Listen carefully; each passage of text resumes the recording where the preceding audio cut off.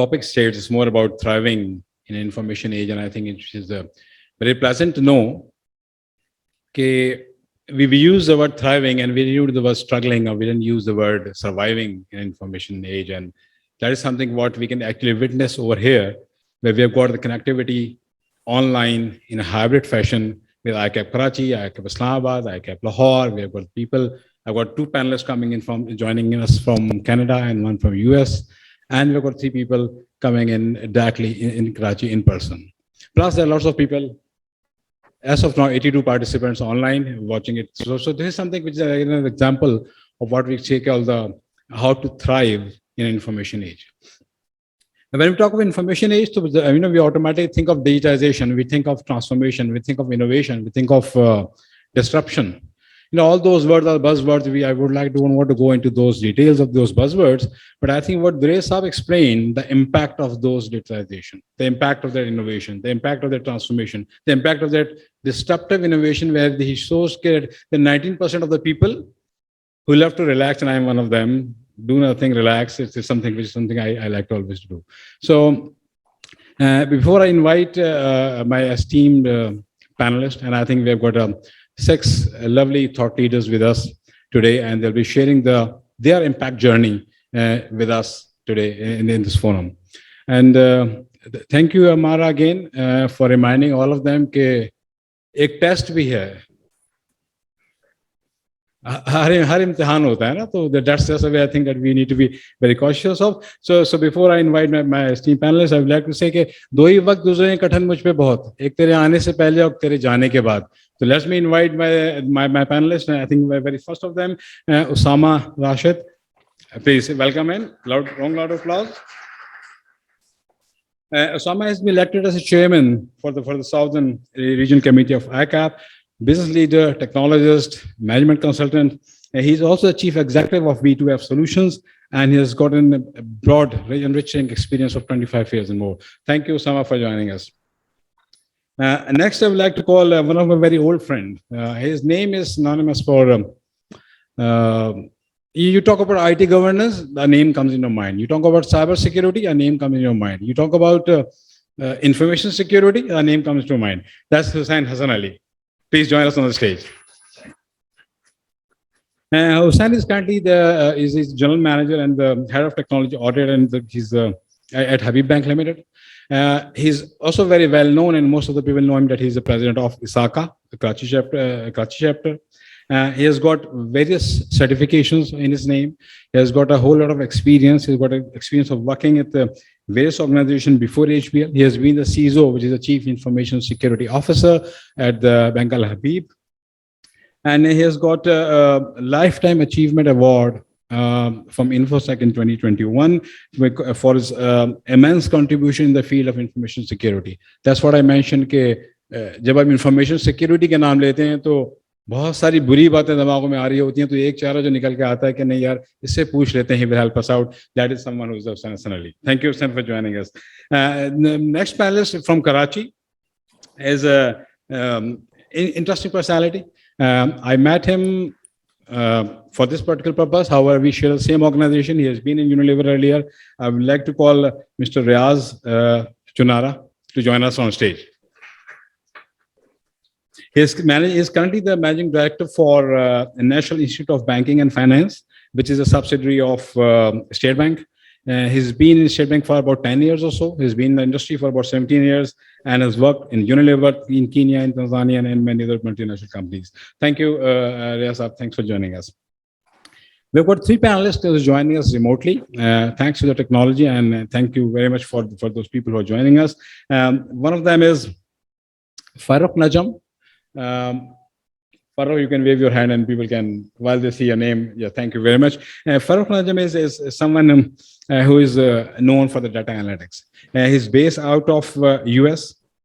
He is a data analytics and automation lead at Blue Cross Blue Shield, and he's part of the strategy and the innovation team. He's been engaged with the various organizations, and a very interesting thing is that he did his master's in the data analytics at the University of Texas. So anything that I think if you recall, Rashid touched based upon the data analytics part and the business intelligence part in part of her opening speech. And that is something we're going to learn from the experience of the Farrukh today as part of our panelists. Thank you, Farrukh, for joining us.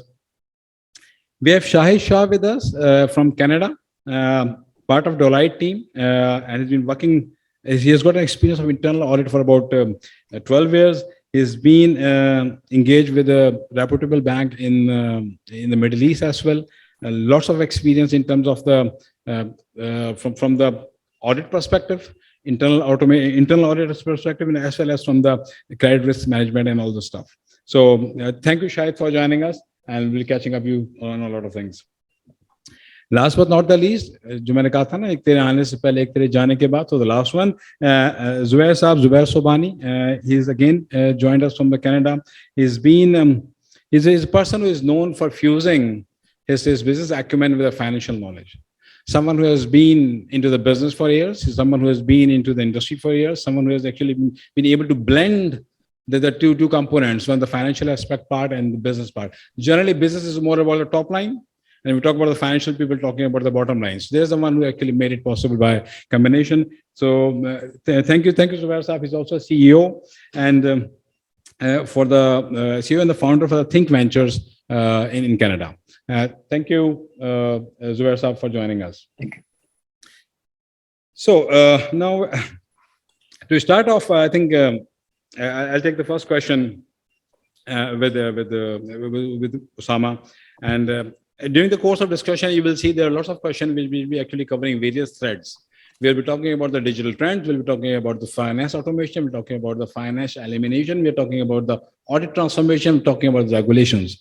So those things will be intervened together and will give you a whole lot of powerful insights from these people who are with us as our guest panelists. So Usama, just keeping in view about the disruptive technologies and what we're talking about, future now is already here. We're talking about future aayega nahi, future is already here. So considering the future now thing is in this particular digital era, what in your views as a CEO, what skills are required by the upcoming talent and the managers that we have, not just in finance community, but in general, but yes, specifically for the finance community? Thank you very much, Tanveer. Assalamu alaikum, ladies and gentlemen. First of all, I think such an insightful presentation by Deloitte, and before that keynote speech by Rashid and Anwar, I think I will really struggle to do justice to answer to your question, but let me try to do this. I think the question is really important, and the importance can be gauged from the fact that in recent surveys, it has been said by more than 50% of the finance leaders that their teams need upskilling. So, you can understand that, yes, upskilling is really required. Now, I'll be answering this question in bits and pieces. I'll start with what are the top skills that are required. And in my view, it has already been talked about a lot. It's data analytics. And coupled with it is creative planning, or you can say creative financial planning. You just talked about that as well. It's not about the regular budget making process. You are seeing the, variances, and then you simply just extrapolate that and make a financial plan. You have to have a creative financial plan that will be supported by the data analytics that you're going to perform. And once again, data analytics is also looking into the past, so you have to have your own creativity to look and do the planning into the future. So data analytics and financial planning are two top skills. Going forward, I think finance people can also play a really important role in system acquisition and developments. And how they can do this, they can basically act as project consultants. They can do cost benefit analysis, and they can really help with the migration strategies. So these are, once again, some of the areas where finance professionals can basically add value. Talking about other business functions, apart from finance, I think that's also very important for other business functions, that they, also should learn to get finance literacy. And why is this important? Because, in order to do better cross collaboration between different business functions and different business processes, if they're able to understand each other's language, then it will definitely, bring in advantage for the organization. So it's really important for other business functions to do, to acquire finance literacy. Now, among all of this, what is really more important for all the business functions, whether you are in finance, HR, technology, or whatever function you are in, it's really important for you to be closer to the business. And what does that mean? It means that you need to understand business, as you just mentioned. If you're able to understand the business, then you can, of course, add a lot of value and solve a lot of problems. So you need to understand peculiarities of the business, complexities of the business. You need to know opportunities and challenges as well, not just challenges. We always talk about that disruptive technologies are coming and how we can respond to them. Why can't we disruptive on our own? So this can only happen if you know the business and you are collaborative and you have a team which is supporting this. So I'll stop here. Considering probably I have limited time to answer this question, I'll give chance to the panelists as well. Thank you very much. Thank you. Thank you, Usama. I think, if I just recap what you mentioned was finance for non-finance managers is something which is a key element in terms of talent and the technology skills that one need to adopt. System acquisitions, that is another aspect that need to be looked into. And more importantly, what he touched about was the data analytics, something which leads to the BI and then again, it has got now much more variation in terms of technology. And since we're talking about data analytics, so I think we'd like to take a question with Farrukh directly. So Farrukh, you have been into data analytics as part of your academics, as well as part of your professional tenure, what you have been doing. So can you just let us know that how can the organization transform them into a data literate organization? We are the people who work on the gut feel. Rather than actually being a data-driven, so our decisions are, we have the gut feel that comes in, and gut feel has actually dominated a long time for as one of the very strongest decision-making strategy. But now with the data in place, how do you place the data literacy? How can a person become a more data brilliant in that aspect? So Farrukh, over to you. Thank you, Tanveer. That's a great question. And obviously, one thing that I want to do before I dive into anything, I don't want to scare accountants, right? And I think we all hear buzzwords, we all hear data analytics. So I want to make sure that we are working on the same frequency. So we need to understand that as accountants, right? Since we start working, we are actually in some way or the other, we are data analysts. Data is something we really rely on. We definitely, as accountants, we don't go with gut. That numbers are our power. I think what people and organizations will need to do is that to embrace that things are changing. The only thing which we need to do it is understand that we just need to upskill. You're already data analysts, right? You know how to play with data. You know how to play with numbers. What we need to do is just play with it at a faster pace. Do it faster. Do not spend like we traditionally in audit, we spend days on cleansing data, analyzing data. That should not be happening going forward. Because see, data analysis is what? It's basically there are 4 different strategies, 4 different types of data analysis that we do. The first one is descriptive. We already do descriptive analytics. We have historical data. We look into it. We say that these are the sums, these are the averages, these are the things that are happening. Another thing is predictive analytics.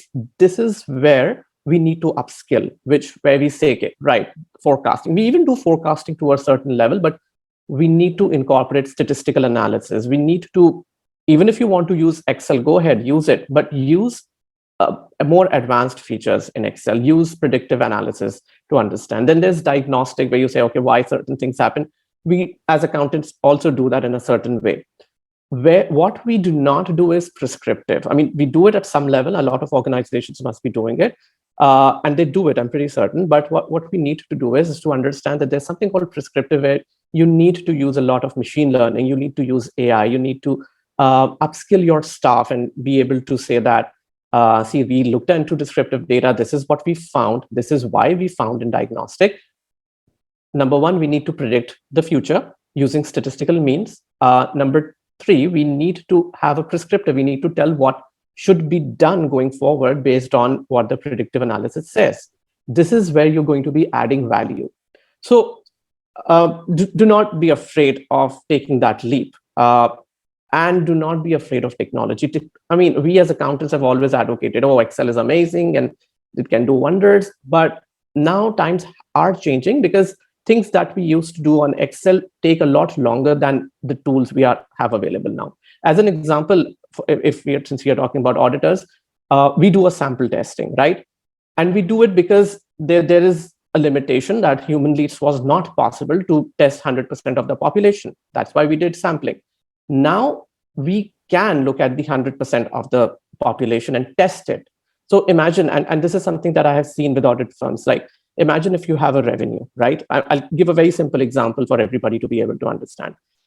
100 million rupees revenue, and we need to test a sample, traditionally speaking. What would we do? Maybe we'll take a 25% sample and we will test on it, and we'll say, oh, everything went fine, great, amazing.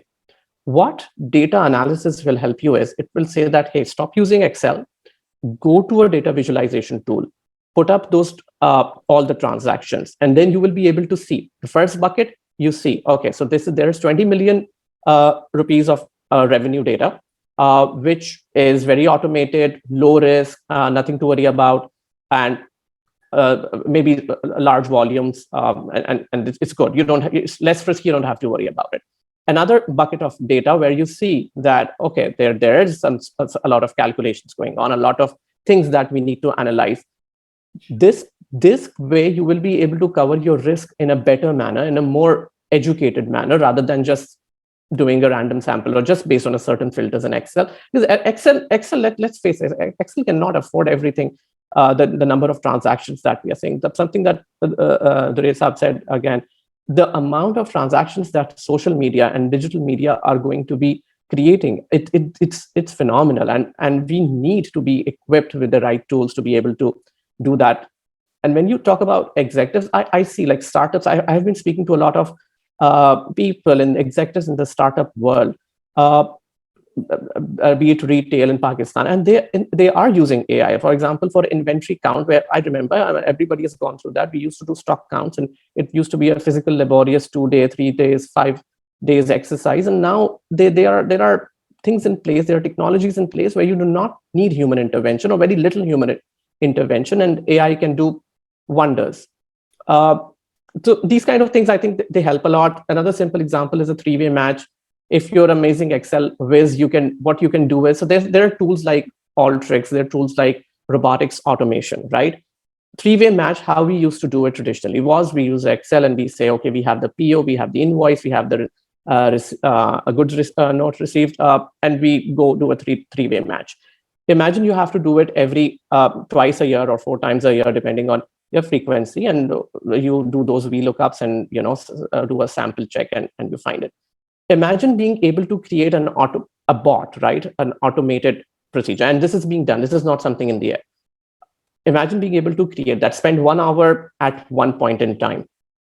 What that bot is going to do is going to do that 3-way match on its own. You do not have to recreate it. And that bot literally does it in like 3 seconds, 5 seconds, depending on the quantum of data, but it's super fast. So what have we done? We have eliminated human intervention there. That's just one time you have to put your brain to it. Every time, every quarter, every half year, you will be able to run that bot, and it will automatically go and do it. Number 2, you have reduced the amount of errors, like which are possible through a simple VLOOKUP or simple Excel lookups here and there. And you have better accuracy, you have a bigger population being covered, and it's fully automated. Nobody has to do anything. Since we talk about bots, there are so many ways that audit is using bots these days, and I have been seeing how they're being used, and I have created a lot of bots. And bots do not have to be some scary physical pieces of devices or technology. There are simple bots inside your computer. On the click of a button, they just start running. For example, we need to collect, let's say, bank statements, download bank statements from different for treasury purposes. A bot can be created, which will every morning go there, enter your banking system. Obviously, it's very secure, and download the statements, put it in a folder, and boom, nobody has to spend 10 minutes, 15 minutes every morning doing that. You need foreign currency conversion rates. We used to spend, I believe, 15, 20 minutes or something of that sort on daily or a weekly basis to generate those reports. A bot can do that. And there are hundreds of other examples I can tell you how bots are being used in audit, accounting, and automation.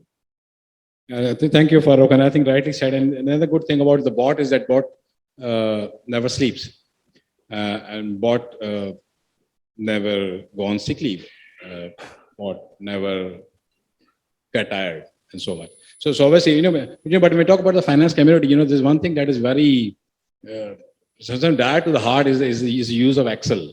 And when as a finance colleagues, we can't live. We love to make ERP out of an Excel. And we've worked in an organization. I see lots of faces here, my old colleagues, and we can remember how the Excel got so much as part of our DNA that sometimes the adoption of the ERPs become a nightmare. And that is something very nicely put up, Farrukh. Thank you very much.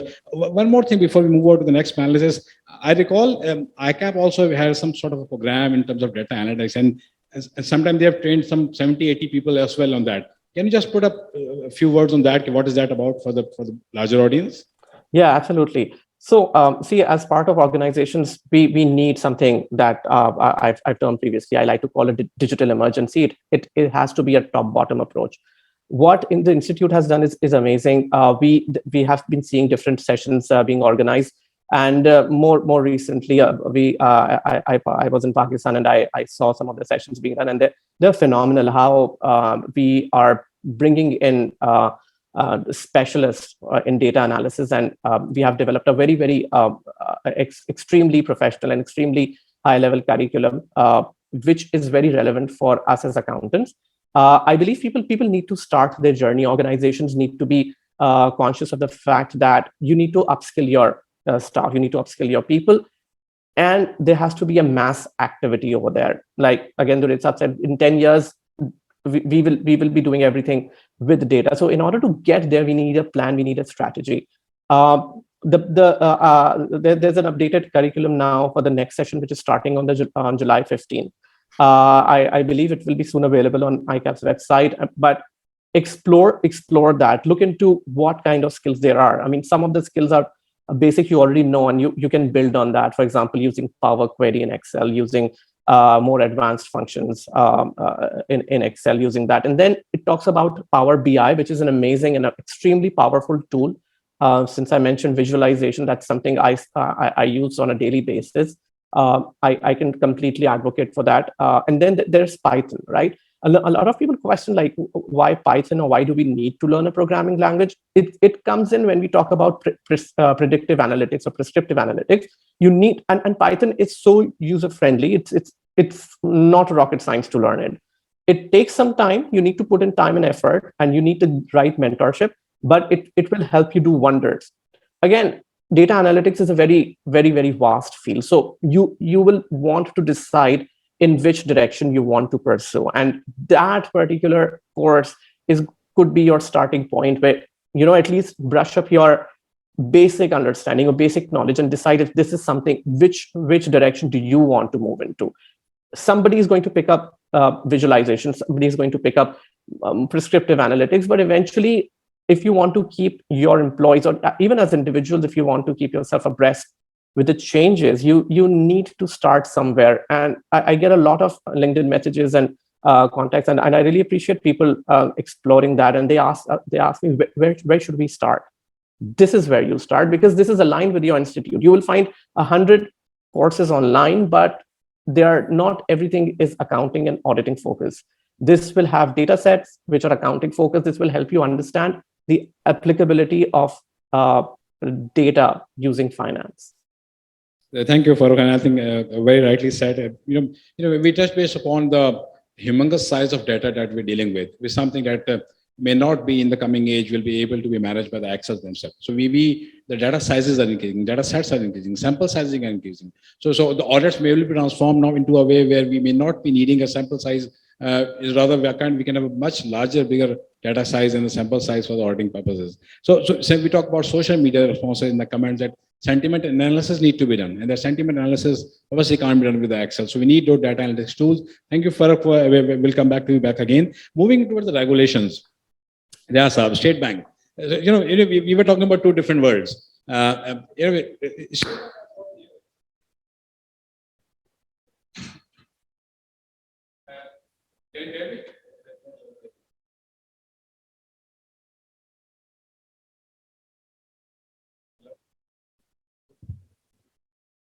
Hello. So, State Bank being a regulator, they've got different responsibility. Any regulator, wherever it be, they have to balance the two different things. One is to how they ensure the safeguard of the consumers. At the same time, how they let go of the new innovations that are coming up. And when you talk about State Bank, we have seen all those things that come up as challenges. For example, in case of data residency, it talks about the cloudification. It talks about which data can go cross a border, which data can't go cross a border. It talks about, we're talking about distributed ledgers in blockchains and stuff. And then the State Bank comes and say, no, hold on, no cryptos, nothing like that. So Riaz, just want to hear your views. Regulators are seen as road blockers. And they may be not, it's a debate, but how can regulators help us adopt these technologies faster? Well, what are your views on that? That's right. So it's generally regulators are very conservative and they don't want to take, they're not risk takers. They're not very good risk takers. Everyone can hear Riaz? Yeah. So regulators are generally not a good risk taker. So that's one thing which is absolutely right. So I think in State Bank also, that's one of the issues and problems. So if you talk about the banking policy side, which actually makes the policies, whenever you bring a new thing, they are always looking at the negative side of it. That this can happen, that can happen. But again, I think what State Bank has transformed during this, that we don't want to discourage, and that's what a lot of regulators now are working, that you should not discourage the innovation. You have to encourage these innovations and to form a policy so that we can work together and it can work in harmony. So now there is a digital financial services group which has been formed in place instead of a banking policy where basically all these startups, the fintechs, all the new ideas which comes in either related to payment or related to electronic money, wallets, those are taken care of. So the objective is basically that, obviously we have to protect the consumer, but a lot of times you don't understand what is going on. Then there are ways to do it. And one of the way, I'll give you an example, is sandboxing. So in which you actually give limited access and you monitor them on a very close level. So like one of the examples I'll give you that we have a digital onboarding framework, which was actually announced in September 2021. And then a lot of banks actually started digitally onboarding right now. If you look into it, there's a digital Asan account in which people can onboard within seconds. But obviously there are KYC restrictions.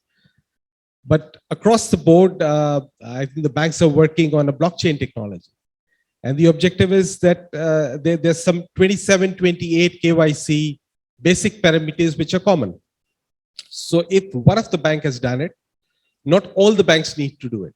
So if we work together, make members within that blockchain, and if we have defined those things, which is agreed by all, so you don't need to do an extensive KYC, and that saves a phenomenal money for onboarding. So besides that, if you look into our digital, the Roshan digital account, that's another example where basically we went international, and this is again, that takes a little bit of time, but there are a lot of technologies which are available to actually vet the individual online, to scan it through different ways, and then to verify the KYCs as well. So I think this is something which has been going on.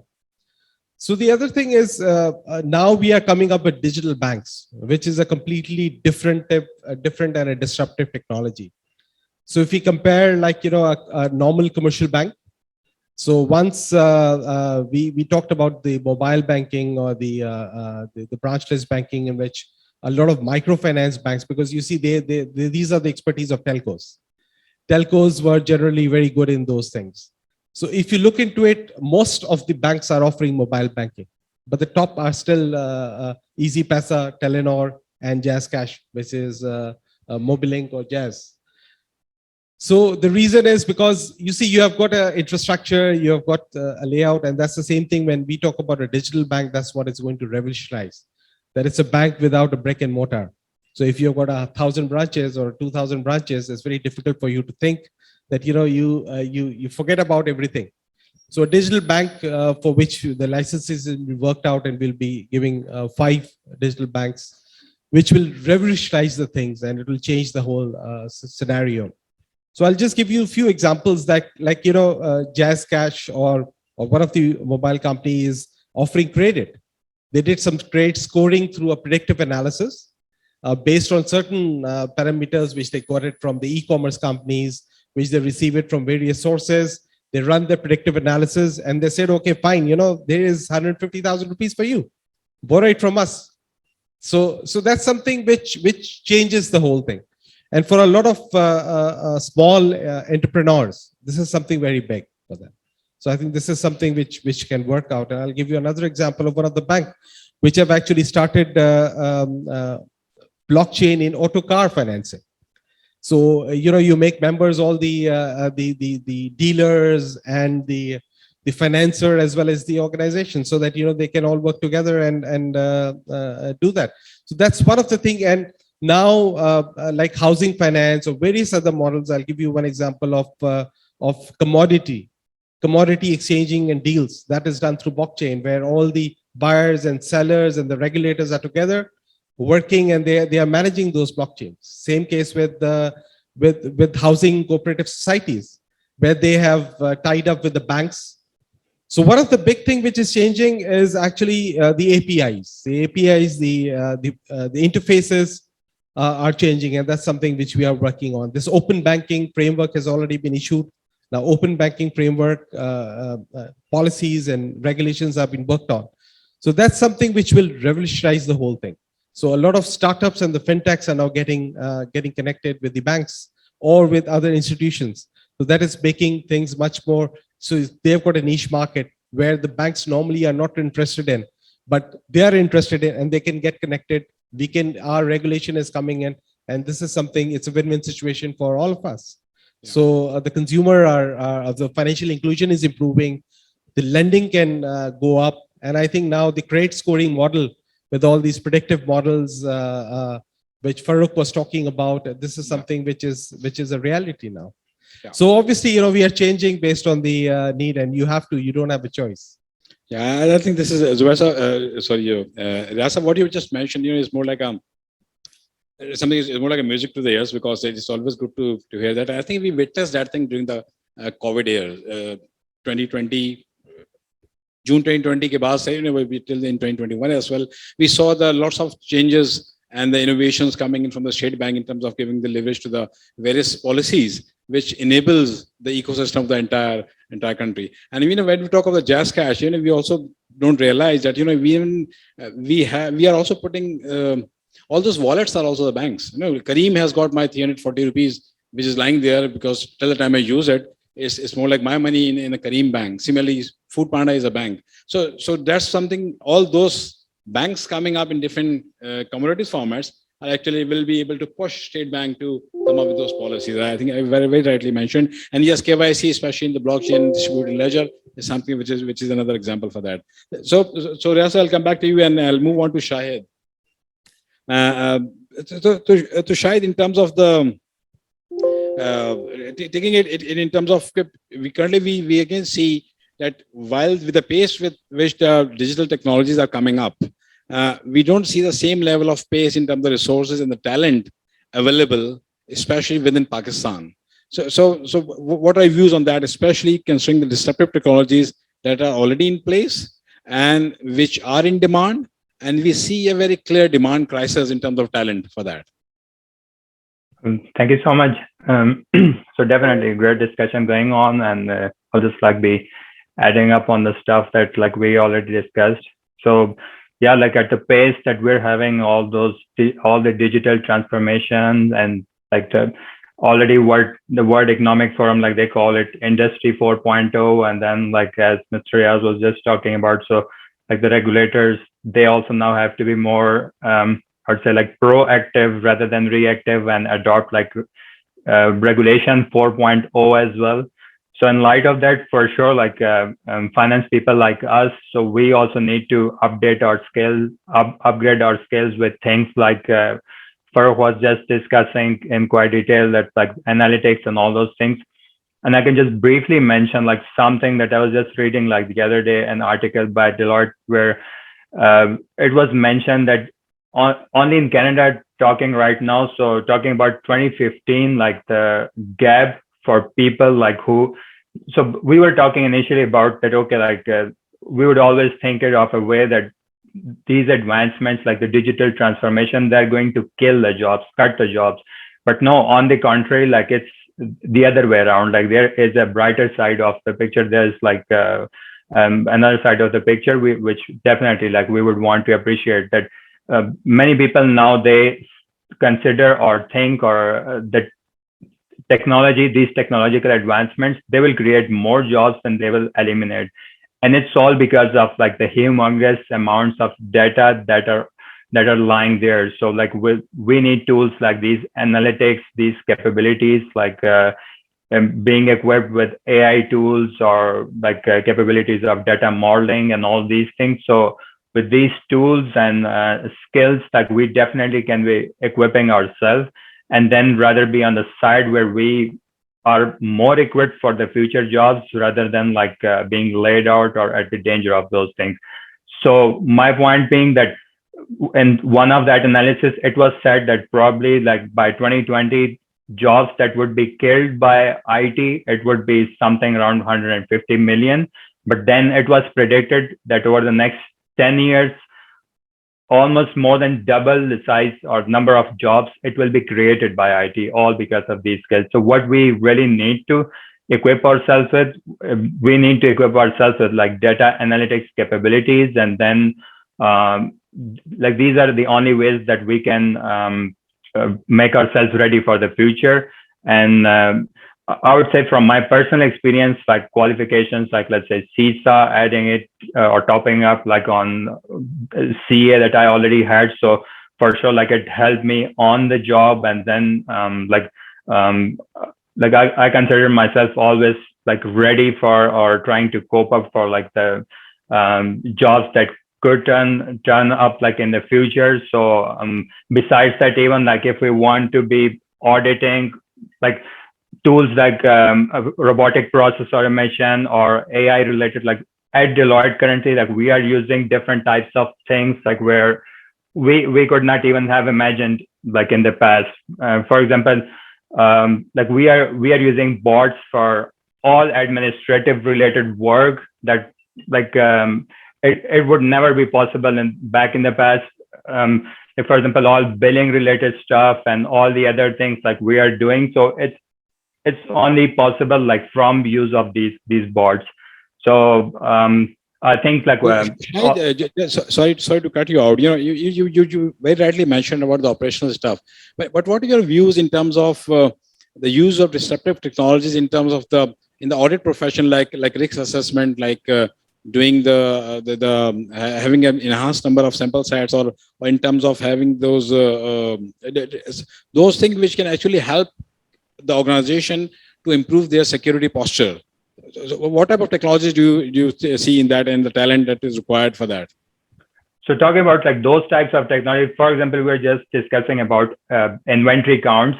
So back in the days, like we used to physically visit the sites. Now there are like many AI capable things that we could be using, and even further than that, like we have let's say technologies like drones, which are like taking place like in many countries, like in Europe or otherwise like in North America, where drones are being used to take like to do the inventory count. So that is something like from I would say that it could not even have been imagined in the past. Then doing stuff like, let's say, sample-based testing. So now we have like continuous auditing tools where we just deploy those things like within the processes and talk about risk assessment. So like either it be external audit or internal audit, we always have to do risk assessment, right? So integrated data analytics and tools like some stuff we are using here like at our firm. So for those types of risk assessments, so anti-fraud risk monitoring platform like we are using. So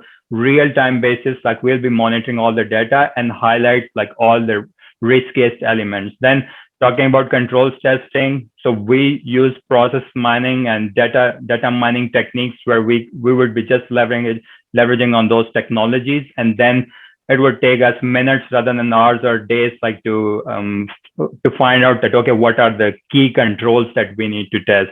Then talking about substantive or detailed testing. So there are tools like regression analytics techniques where like we could be using all the data modeling of all the huge data available, and then using that data, we would be able to predict or even prescribe like stuff like that could have never been done before, like in a much faster way and needing much lesser resources than that. And then, so yeah, even like adding to the substantive testing or like detailed testing. So there are tools like where we could be using, back in the days, I remember that journal entry testing, we would be doing it manually most of the times. But now we have tools where we can just input the data, like for abnormal behaviors and things like that, or large amounts. And then all these things could be tested real-time basis, needing much lesser resources. And then even the reporting and those parts. And about I already discussed or touched base upon that is already part of the thing. So by equipping ourselves like with these IT tools or trainings that, like I would say internationally, like either talk about CISA or whatever, or otherwise like the trainings offered by ICAP, like the relating to IT, cloud computing, cybersecurity, and things like that. So for sure, I think that is the need of the hour, that we equip ourselves and be ready for the future that is already there, rather than waiting for it, and be in the group that is ready to take those new jobs, rather than having the fear of being laid off for whatever those reasons. Because, and I would just like close it with a comment that only from 2017, like there was an analysis done by IBM. So talking about the whole data in the world in 2017, so 90 or even 95% of the data was only created as per them in the last 2 years, which would be 2015 and 2016, as compared to all the data that existed previously in all previous decades or even centuries for that matter. So that was only 2017. Like I would just leave it to your imagination that now from 2017 onwards, and now with COVID, that we have even transformed further with even more updated technologies. Like right now, we are having this hybrid session. I'm sitting at my home in my like office or room at home, and then like we are in all those discussions. And even at workplaces, we have all the hybrid models. Most of the meetings, like I would say 80 to 90% at least across North America, so they are taking place remotely. Like we don't know the physical boundaries anymore, and even that sort of adds up to the thing. Like, and that is the reason that is making it difficult for regulators like Mr. Riaz to take care of those things or address those things, because for sure, as innovators, like they would always be the disruptors, and they would be bringing newer and newer technologies. But yet regulators, like they would be on the other side trying to strike a balance between those innovations and like proper social responsibility, I would say. Thank you, Shahid. I think thank you for the insightful reply. I'm moving on, changing the gears and moving on to Hussein, and a bit more about the audit transformation that is happening across the globe. There's an analogy being used that normally the audit is more like a rear view, and gives you a rear view of the organization. You're looking into the rear mirror, and then you're checking that particular thing, what has happened into the box and what has happened within the organization. The transformation that's happening is that now the business want the auditors to look to the windshield, so they can help you navigate the risk and the very sort of the opportunities coming up in that area. So Hussein, how do you see this transformation coming in for the auditors?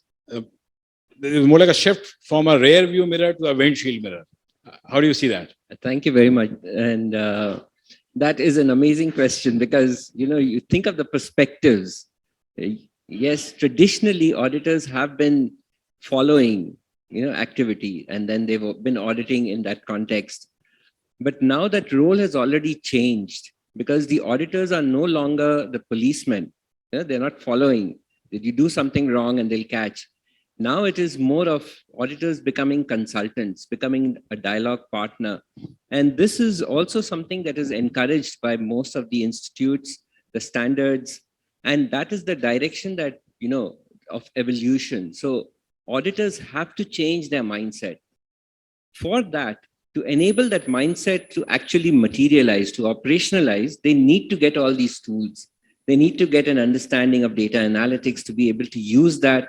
They need to be able to do the stuff that Shahid was talking and use drones, and you don't get into manual labor at that level. Now there are machines, there are bots that can do that work for you. Now you really need to use your experience, your skills, your understanding of the business, and especially bring into focus the risk. Business understands the context of risk, especially with IT auditors, and even I would say, from my experience of information security, with security professionals, IT professionals, we all get caught up in the jargon, the technical jargon. If we were to just be able to convert that into the language of risk, that is how we can then start looking forward. All right, this is the audit. This is what we found in the audit. This is the status of the controls, general controls, IT general controls, application controls. But what does it mean in the context of the direction that the business is taking? What about the plans that the business has? Here are the projects that you are planning to roll out. Do you have enough? Are these controls that are there now, as we've assessed them, do these support what you're going to do in the future? And has someone thought about it? Has that been linked up, backwards? So what I hear, Hussein, is more like is the transformation of a role from a typical police wala mindset into a more of a strategic partner to the business, where they're helping them evolve into helping them achieve their business targets. Absolutely. And instead of actually after the thing is done, then they're doing the annual report reviews and stuff like that. Yes. So it's more like a partnership thing. And that change has happened in more of the better organizations. You have this sort of requirement, you have this sort of perspective. So auditors, while they may not be actually participating in operations, they would be there, invited to be there as observers, and then to provide, that counsel to management, to the leadership. Yeah, I think, but Hussein, tell me one thing, we talked about technology providing speed and accuracy to the audit process. We talked about greater sample sizes and stuff like that.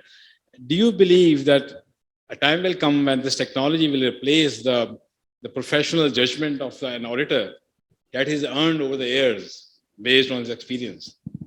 So let's look at it. Just to give you a context, what Shahid mentioned, that RPAs and the bots can replace all those tedious things. So can technology, speed and accuracy change the role of auditor? And how will that judgment that auditor makes, that be addressed? So I pick up another example and come to what you're saying. So, when I came into audit, I joined AKU as an internal audit. I'm talking of 1992.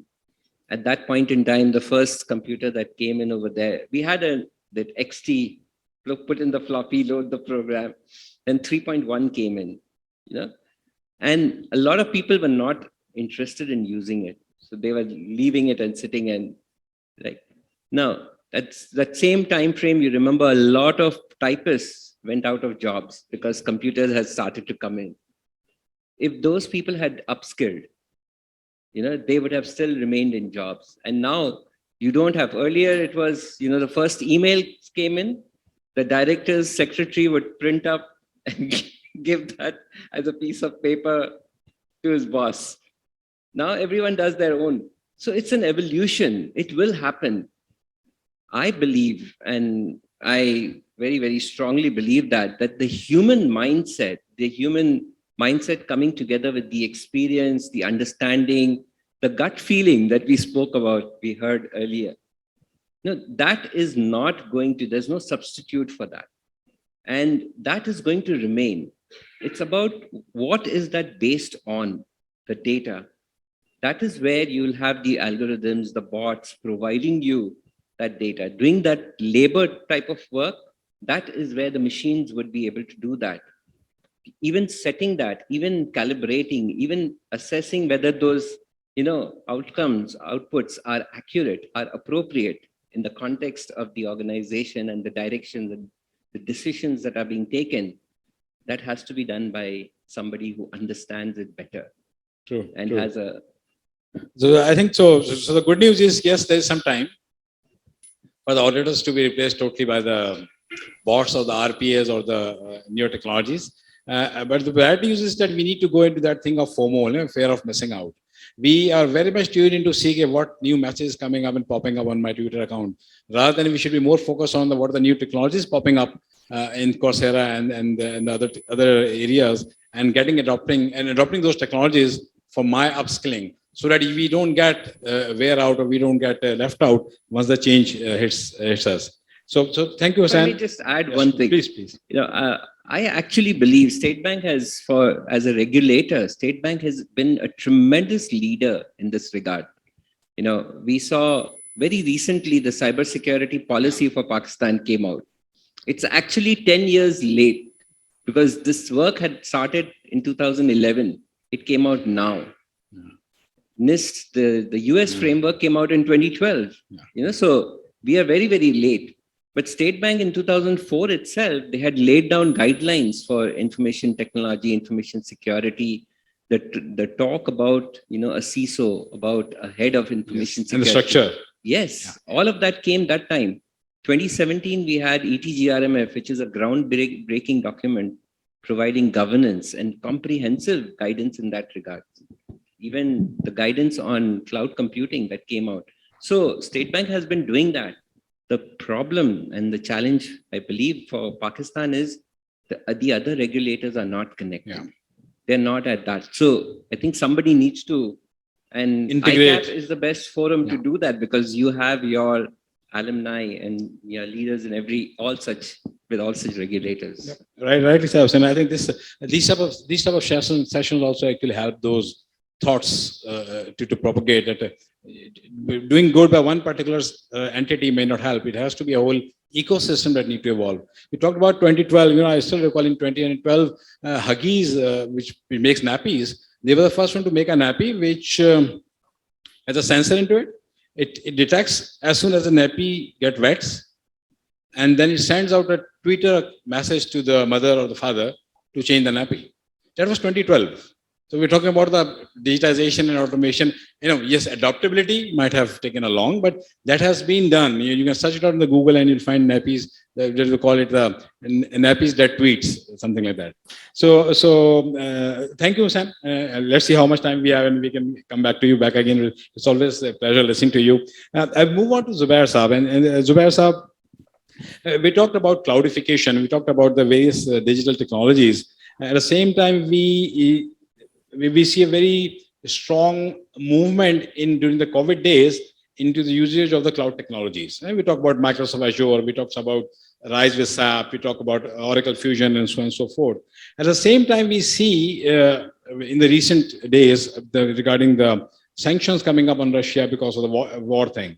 And that also forces some of the organization to shut down their services in a particular area. So that's like, now the sanctions have become more of a geopolitical, global issues. How do you see the cloudification adaptability as an opportunity or as a challenge, especially for the people and the organization in Pakistan? And what advice would you give them? So I would say, thank you so much for this question. I think, first of all, most of the startups that we see here would not have existed if this cloud computing was not there, right? So this cloud has enabled all of these companies to be agile, and they can grow the business. And because most of these startups do not have money to invest.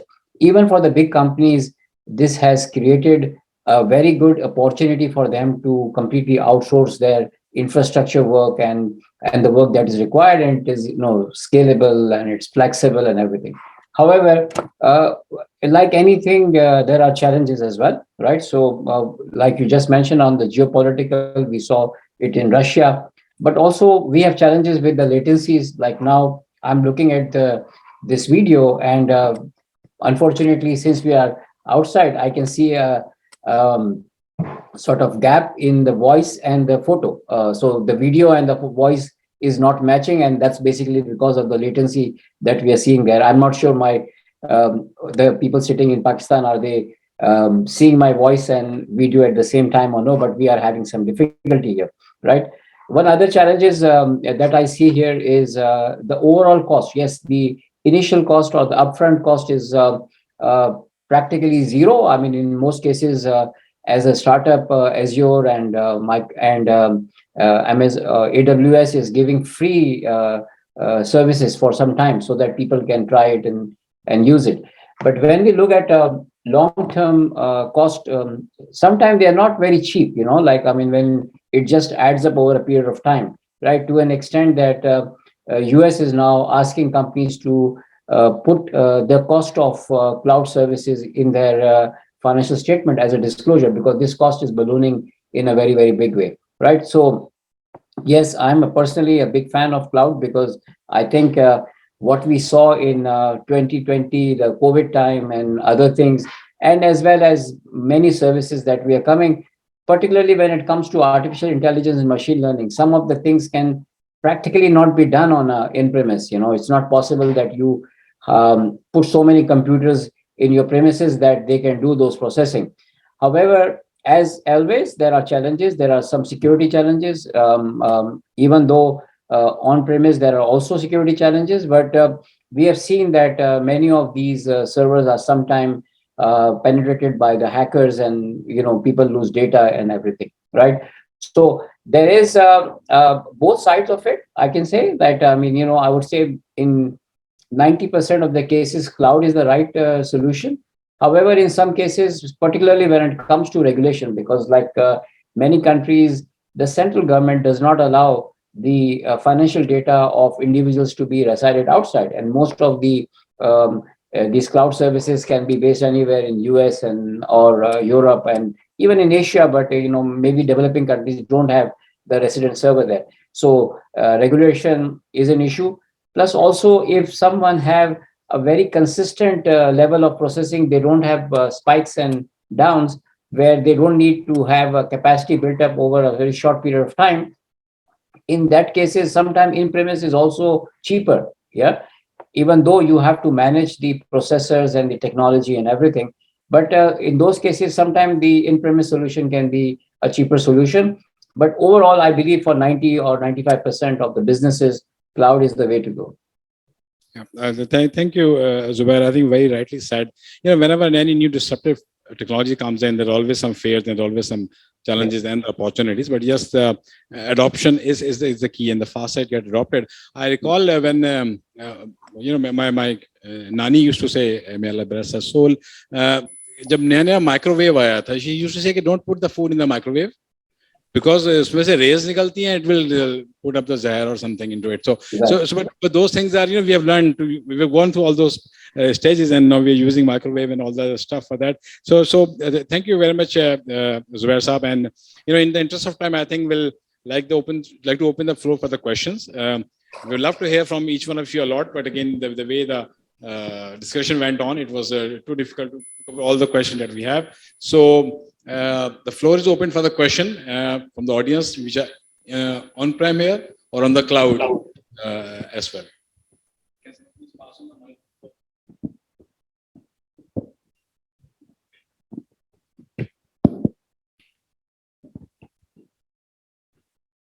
Assalamualaikum. My name is Shakil.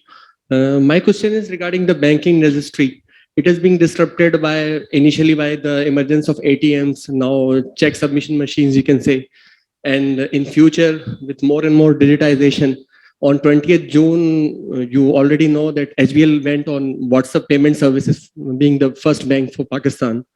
So isn't it very fearful or dangerous for the people working in the banking industry that ultimately it will be wiped out, or maybe staff will be reduced with so much digitization? May I know your name, please? Shakil. Shakil, whom are you asking the question? This is for... Okay. Sam, HBL person or the regulator? I think HBL can't say anything in front of a regulator, so over to regulators. So first of all, let me tell you, these new things are actually making life easier for people. So if you have a mobile phone, the mobile industry actually started long time. There was a car, mobile, then, the big mobiles, and then there are smartphones, and now you have got a lot of things in smartphone. So one of the things is to discourage them. So if you discourage them, then obviously, then, it will still come in. And if you don't compete, then the other countries will have their advantage. So we should not discourage technology. In terms of employment, I can tell you one thing, it's a matter of reskilling. Even in banking jobs, there are a lot of areas where you need to reskill. So a lot of counter staff are now reskilled to other jobs. I'll give you one example. I think this is something which we had been working on is IT security. Cybersecurity is one of the concern. The CISO office or the IT security audits are one of the core issues and challenges.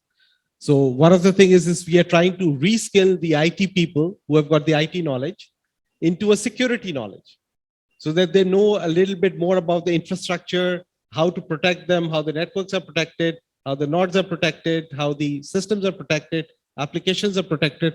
So I think there's something which I think ICAP is also working, and Rashid is leading that thing, and that is something like there is CISA or the other qualifications, but we want to customize it, make it cheaper for the people available here, and create a qualification which actually ICAP can sponsor, and a lot of countries can do it. So I think these are the things which we need to reskill. So we should not be afraid of it. Like, you know, State Bank is forthcoming. We are not afraid of it. We are saying, okay, let's take on, but let's take in a controlled environment. So if we even lose out, we lose out in a very limited way. I'll just give you one example of Alibaba. Alipay, if you know, it's one of the, it started with the fintech in China. China started encouraging it. But then, you know, with their technology, with all these algorithms which they developed, they were actually predicting, and they started using peer-to-peer lending. They started using scoring, and they started encouraging the people that, okay, fine, you're a very good customer, good rating, giving good service. We offer you this X amount of money because you're doing this type of business. So, you know, it created a problem for financial stability for the central bank there. And then, you know, the regulators started cracking down that, no, I think you have gone beyond what you should go. So I think this is obviously there. Regulators have to work together, but this is something which we should not discourage. May I just add this? Sorry, you. Thank you very much. Yeah. So I just would like to add here, if you go 3 decades back in the mid-90s, when the computers were coming in the organizations, there was a lot of fear that many jobs will be lost. But in fact, many jobs were created. It's only that new skills will be required. Everyone will be required to, you know, upskill, adjust their skills and, you know, capabilities. And this is not just going to happen in banking. It's going to happen, and there are a lot of scope in many other organizations. You know, if I just talk about, for example, ministries and government departments and organizations, a lot of the standard stuff is happening, which is happening manually, which all of it can be automated. If you talk about FBR, a lot of the stuff, even notice issuance, that all can be automated, that, you know, can get through a sequence of checks as per law. And if it gets through that, only then a notice gets issued. And then a hearing takes place online through a portal, which is through FBR. So, you know, I think many of the organizations need to adopt technology on a faster scale. And this can be done with public-private partnerships. And that's something which should be done. And so just to add to that, just one thing. See, the whole objective of going digital in Pakistan, you know, it's not actually just to make it more efficient, or it's about inclusion, financial inclusion. The unbanked, you know, what percentage of the country is unbanked? Think about now people being able to have a bank account and operate just from a mobile instead of having to go to a branch. You know, all of that has been taken away. So it's been made more easier for them. If you look at banks, their number of customers have almost doubled in the last 3 to 4 years. Doubled. And this is millions of customers for the larger banks. If you look at the number of employees, that is going up all the time. You know, no bank is saying that we want to reduce employees. Hiring is going on all the time. Even the branches are increasing. Yeah. Yeah, exactly. And you mentioned about cybersecurity. So, you know, in 2016, it was expected that there was, you know, a gap, a requirement for 1 million cybersecurity professionals. 21, it was 3.5 million. Yeah. And 2025, the expectation is estimated requirement is 8 million. Where will we find the people? They'll upskill, reskill, upskill. And that is the thing that we need to do, skills development. Thank you, Usama, and thank you, Hussein, and thank you, Yasa, for that. So we can take one more question in the line of time. Do we have any online question or? Okay. So I think this is it. If there are any questions, you can always send it online to the ICAP team, and we can be able to respond it back online separately or offline. So with this, we come to the closure of this panel session. My heartfelt thanks to my panelists. Riaz sahab, bahut shukriya aapka, Hussein, Usama. We have got Shahid and Farrukh as well, and Zubair sahab from Canada. So, and the entire ICAP team would have made it possible. So thank you very much. Nice meeting you.